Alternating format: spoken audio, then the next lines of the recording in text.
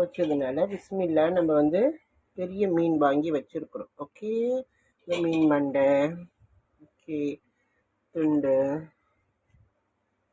Okay,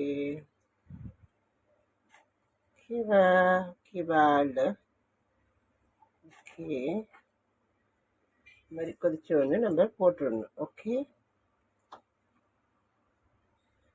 okay, முத்து மீன் மசாலா, முத்து கரம் மசாலா, முத்து குழம்புத்தூள் masala. Okay ஓகேவா, masala ready ஆயிடுச்சு.